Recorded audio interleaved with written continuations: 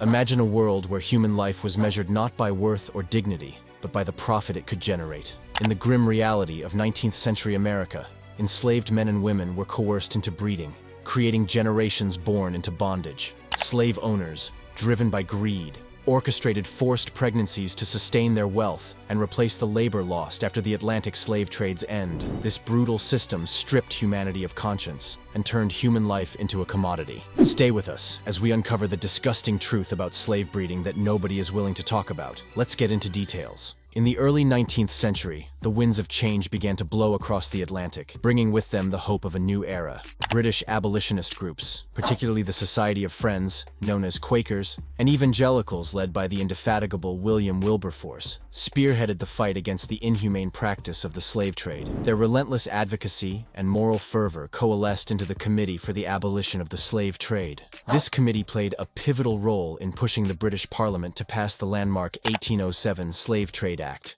which officially ended Britain's involvement in the transatlantic slave trade. This monumental achievement reverberated across the ocean, inspiring increased calls for abolition in the United States. The abolitionist movement in America found allies in unexpected places, with support coming from members of Congress from both the North and the South, as well as from President Thomas Jefferson. These efforts marked the beginning of the end for the transatlantic slave trade in America, as the nation grappled with the moral and economic implications of slavery. However, even as the importation of enslaved Africans was being restricted and ultimately abolished, the United States was undergoing a dramatic transformation. The country was expanding rapidly, with the Deep South and the West emerging as new frontiers for agricultural production. Cotton, sugarcane, and rice became the lifeblood of these regions, driving the economy and fueling the nation's growth. The invention of the cotton gin by Eli Whitney in 1793 revolutionized the cotton industry. This simple yet ingenious device enabled the efficient processing of short staple cotton, which could be grown in a variety of climates across the South. The profitability of cotton soared,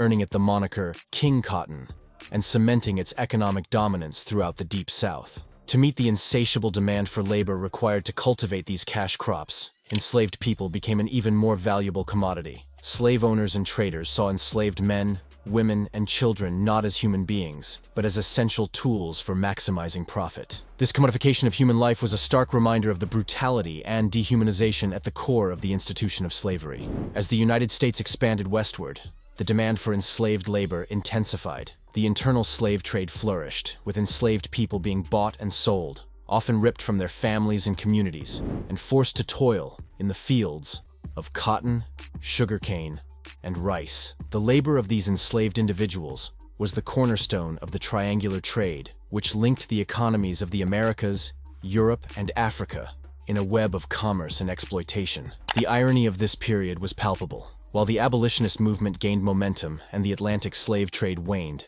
the internal dynamics of American slavery became even more entrenched. The very fabric of the nation's economy was woven with the threads of human suffering and exploitation.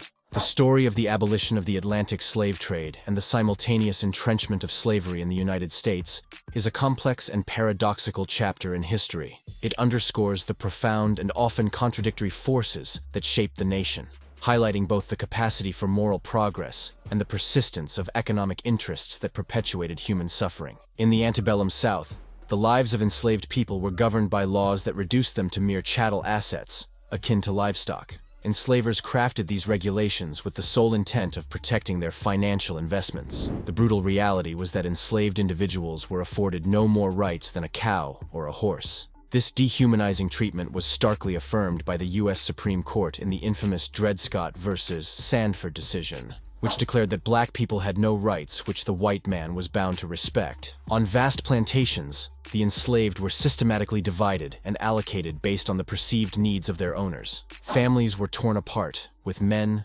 women, and children assigned different types of labor that best suited their physical capabilities, as determined by the overseer. Men were typically relegated to large field gangs, enduring backbreaking work under the relentless southern sun. Their labor was deemed essential for the cultivation of lucrative cash crops like cotton, sugarcane, and rice, which formed the backbone of the southern economy. Women, too, faced grueling labor, often in the fields alongside men or performing domestic tasks in the plantation's main house. Their reproductive capabilities were cruelly exploited to increase the enslavers' human assets without incurring the cost of purchase. Enslaved children, once they reached a certain age, were also put to work, contributing to the plantation's productivity and further entrenching the cycle of bondage. The overseer held immense power, making life and death decisions about the labor and treatment of enslaved people. He determined the daily tasks and monitored the enslaved workers' productivity, administering harsh punishments to those who fell short of the relentless demands. This system ensured that the enslaved were constantly aware of their lack of autonomy and the ever-present threat of violence. The treatment of enslaved people as chattel stripped them of their humanity, reducing their existence to mere economic utility. This harsh reality laid bare the profound moral corruption at the heart of the institution of slavery. It served as a grim reminder of how deeply embedded the exploitation of human life was in the pursuit of wealth and power in the antebellum South. The repugnant practice of slave breeding stands as a chilling testament to the depths of human depravity. This vile practice was widespread in the slave states of the United States, where slave owners, driven by rapacious greed, systematically forced enslaved people to bear children to multiply their wealth. Slave breeding was not a mere byproduct of slavery, but rather a deliberate and calculated strategy. It involved the coerced intimate relations between enslaved men and women, who were treated as mere tools for procreation. Slave owners, in their pursuit of producing stronger future slaves, would force enslaved women and girls into forced pregnancies, often through forced interbreeding with fellow slaves. The ravages of such abuse were manifold. It not only violated the enslaved women's bodies, but also stripped them of their dignity, reducing them to mere vessels for breeding. This gruesome strategy served the dual purpose of profit maximization and labor sustenance for the slave owners. The birth of a child to an enslaved woman added another slave to the owner's property, thus increasing their wealth without the need for additional purchases. This strategy was particularly beneficial in the light of the abolition of the Atlantic slave trade, which had previously provided a steady supply of enslaved people. With the trade's abolition, slave owners faced labor shortages and saw slave breeding as a viable solution to this problem. Slave breeding was an insidious practice that dehumanized enslaved people, reducing them to mere chattels to be bought, sold, or bred at the whims of their owners. It was a brutal manifestation of the power dynamics that underpinned the institution of slavery, with enslaved people's bodies and their reproductive capacities being commodified to serve the economic interests of their owners. Moreover, slave breeding had profound social and psychological implications for the enslaved community. The forced intimate relations often led to the creation of complex familial relationships within the enslaved community, marked by pain, trauma, and the constant threat of separation. Enslaved women lived with the terror of having their children ripped away from them, while enslaved men were often powerless to protect their families. Furthermore, the practice perpetuated the cycle of slavery, with children born into bondage destined to live their lives as slaves. This not only increased the enslaved population, but also ensured a self-sustaining labor force for the slave owners. The horrors of slave breeding serve as a stark reminder of the brutality of slavery.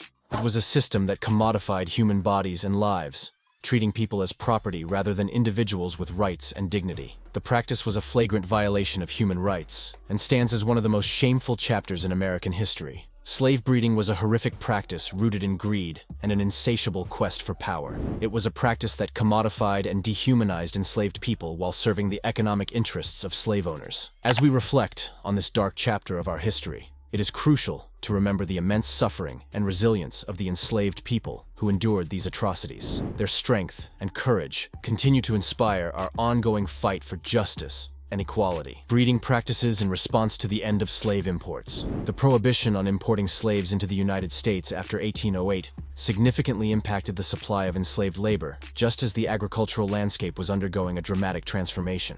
The invention of the cotton gin had unlocked the potential of short staple cotton, enabling its profitable cultivation across vast swaths of the Deep South, particularly in the fertile Black Belt. This surge in cotton cultivation created an insatiable demand for labor, far outstripping the available supply. Meanwhile, the Upper South experienced a shift to mixed crop agriculture, which required less labor than the previously dominant tobacco cultivation. This shift resulted in an excess population of enslaved people, in the Upper South. To meet the burgeoning labor demands of the Deep South without the option of importing new slaves, enslavers turned to a grim solution: breeding their existing enslaved population. Enslaved women's fertility became a calculated aspect of their productivity. Enslavers coerced these women into having large numbers of children, viewing each new life as an addition to their wealth. The brutal reality of this practice gave rise to terms such as breeders, breeding slaves, childbearing women, breeding period, and the heartless designation, too old to breed. These terms starkly illustrate how deeply embedded the commodification of human life had become in the Southern economy. This system of forced breeding was a profound violation of the enslaved women's autonomy and humanity. It highlighted the cruel lengths to which enslavers would go to maintain and expand their wealth. The internal slave market thrived, as the Deep South's demand for labor was met through the forced reproduction and relocation of enslaved people from the Upper South, further entrenching the institution of slavery in the fabric of American society. Testimonies of the enslaved. The harrowing experiences of enslaved people began to emerge through the powerful medium of slave narratives. These accounts, written by individuals who had managed to escape the brutal chains of slavery, provided an unflinching look into the grim realities of their lives. A recurrent theme in these narratives was the pervasive and systemic interference by enslavers in the intimate lives of the enslaved, particularly the women. The enslaved women faced an array of abuses, including assault, forced marriages, and violations at the hands of their enslavers, their sons, or overseers. The historian E. Franklin Frazier, in his seminal work, The Negro Family, highlighted this grotesque commodification of human beings. He noted, "There were masters who, without any regard for the preferences of their slaves, mated their human chattel as they did their stock." This chilling comparison underscored the dehumanization at the heart of slavery, where enslaved individuals were reduced to mere breeding tools to increase their owners' wealth. Breeding farms. The brutal exploitation of enslaved women. Personal testimonies from formerly enslaved individuals provide chilling details about the existence of breeding farms during slavery. Maggie Stenhouse, an ex-slave, vividly described the role of stockmen in these operations. She recalled, "During slavery, there were stockmen. They was weighed and tested. A man would rent the stockman and put him in a room with some young women he wanted to raise children from. This process, disturbingly similar to animal husbandry, revealed the utter disregard for the humanity and autonomy of enslaved women. They were forced into reproductive roles against their will, highlighting the brutal reality of breeding farms where enslaved people were systematically bred to increase their enslavers' wealth." Unveiling the horrors, psychological torment in slave narratives. These slave narratives not only documented the physical abuses, but also revealed the psychological torment inflicted upon enslaved individuals. The forced separations of families, the constant threat of violence, and the complete lack of control over their own bodies contributed to an environment of pervasive fear and despair. The narratives painted a picture of a society where power dynamics were brutally enforced through exploitation and dehumanization. The courage of those who shared their stories in slave narratives cannot be overstated. Their testimonies provided a crucial counter-narrative to the sanitized versions of slavery propagated by its defenders. They exposed the brutal reality of an institution built on the subjugation and exploitation of human beings. These narratives were instrumental in galvanizing the abolitionist movement, offering a stark reminder of the urgent need for justice and the abolition of slavery. Through their words, the enslaved and formerly enslaved ensured that their suffering would not be forgotten, and their resilience in the face of unimaginable horrors became a testament to the enduring human spirit. From personhood to thinghood, the rise of forced reproduction in the late 18th century. By the late 18th century, a confluence of factors solidified the abhorrent practice of forced reproduction among enslaved people, fundamentally altering their societal perception from personhood to thinghood. Central to this transformation were legal enactments and cultural norms that enabled enslaved individuals to be treated as mere chattel, property that could be bought, sold, and exploited without challenge to prevailing religious or social beliefs. Enslaved individuals were stripped of all rights, regarded solely as possessions of their enslavers. This stark shift was underscored by laws that sanctioned their exploitation and denied them any semblance of self-determination, be it over their own bodies, their families, or their futures. In this dehumanizing framework, the enslaved were rendered invisible as individuals, reduced to economic units whose primary value lay in their labor and reproductive capacity. The systemic degradation of enslaved people extended beyond their relationship with individual enslavers to encompass their entire existence within white-dominated society. They were systematically relegated to a second-class status, subjected to the whims and abuses of all white individuals, not just their owners. This pervasive devaluation of human life based on race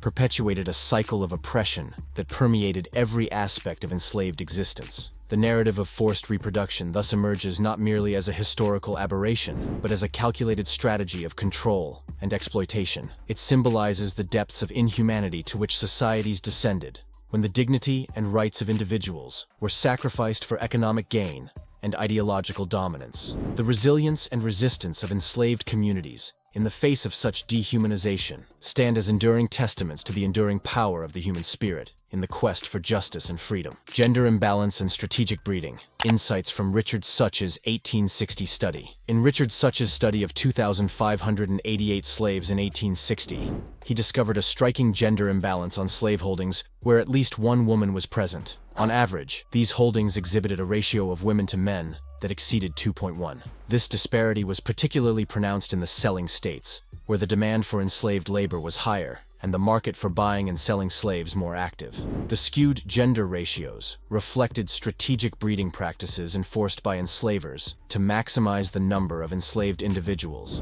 thereby increasing their economic value in a system built on the brutal exploitation of human beings. The practice of slave breeding stands as one of the most harrowing chapters in Black history, exposing the depths of cruelty and dehumanization inflicted upon enslaved individuals. Enslaved women were reduced to mere reproductive tools, their bodies exploited to increase the enslaver's wealth. The psychological torment, physical abuses, and forced separations from loved ones created an environment of relentless fear and despair. Understanding this dark history is crucial to acknowledging the full extent of the atrocities committed and honoring the resilience and humanity of those who endured such unimaginable suffering. Their stories remind us of the imperative to strive for justice and equality. For more eye-opening videos on Black history, like, share, and subscribe. Share your thoughts in the comments and hit the bell for updates. Thank you for watching.